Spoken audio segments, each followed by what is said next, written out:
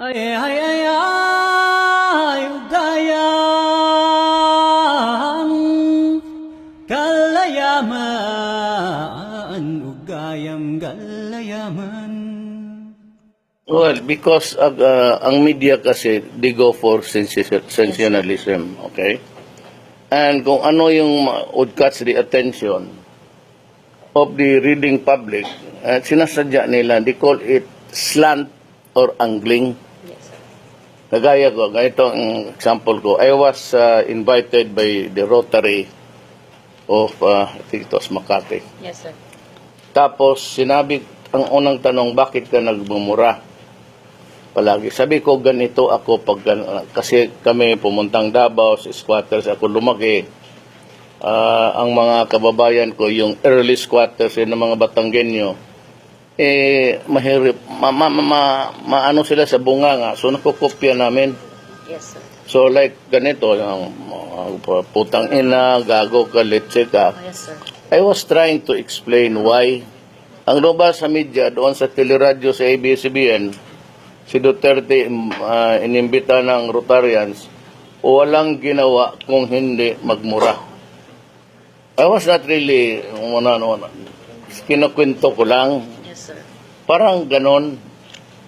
Kagaya noong sa journalism na pinapatay, sabi ko may tatlong klaseng journalist.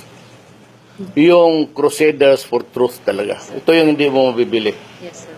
Talagang ano ito, true to his advocacy, journalism and truth. Ito namang second class, ito yung mga mouthpiece ng mga vested interest, mga kung sino dyan, yung magdidepensa sa kanila, gaya ng mining, even if it's really destroying, they have mga PR nila to Yes, soften the news. Ang third ito yung mga criminal masquerading as mga journalist. Wala ito, makita mo ito sa Congress. Andyan sa koridor, may daladalang newspaper na only one piece of paper. And they go out threatening people, even private lives, which is not allowed by law. Na yung kapitbahay niya, nabuntisan, at alam mo, asawa niya, these are things na yung hindi mo nga gagawin. Pag ginawa mo talaga, mamamatay ka. Yun ang sinabi ko. Alam mo, ginawa ng ABS, kinupyan yung salita ko na gano'n, minus itong sinabi ko. Yung talagang papatayin ka lang, pati yung sa, doon yung sa arm, yung mga journalist na 67 pinatay. Marunong sila Yes, sir. and if they really want to destroy you, they will destroy you. That's the problem. So, ngayon sabi ko, kung ganoon kayo, hindi na ako magpapa-interview talaga sa Yes, kanila. May mahilig ng ganoon eh.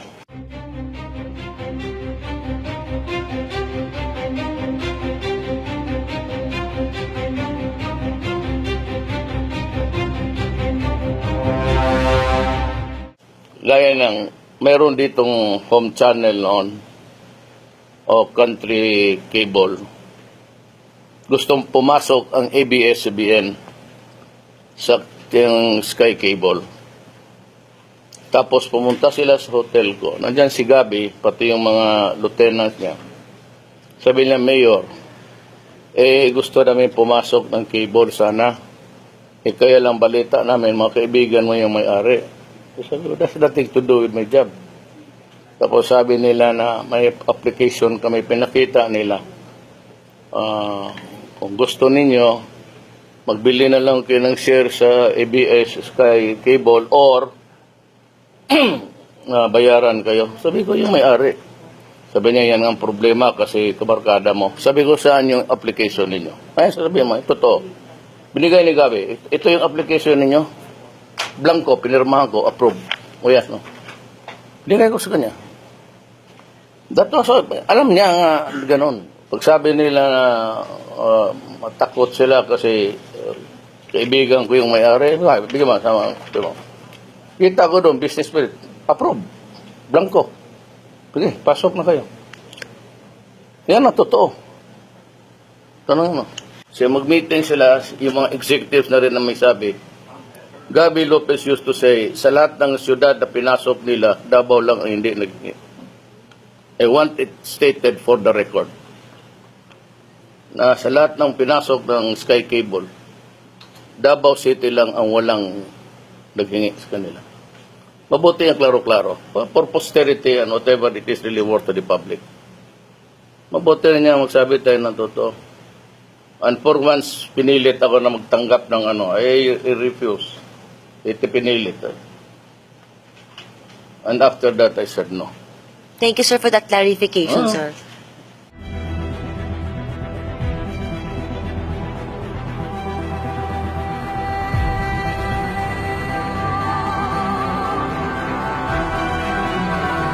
Yung aming, yung 30 seconds is almost 900,000. May mga kami na hindi nila in-air because they were favoring Rojas. Ako yung asking fair play. Media is always asking for fairness and correctness. But they are the ones corrupting the institutions. Yes, sir. We support you 100%. Boycott na po natin yung media. And yung mga tao po ngayon, umaasa po sa Facebook. Facebook na lang. Yes, sir. Total, makukuha mo naman lahat. Yes, po. So, yung mga tao po on my Facebook, which has 3.7 million followers, supporters niyo po yun. And they want me to be an instrument para po maiparating po sa inyo yung mga letters po na ito. So, thank you very much. Doon lang kayo dyan. Alam mo yung bayaran niya. Opo, totoo po yun. Sino lang ang... Totoo naman talaga. I-boycott po natin sila. Ako wala na sila.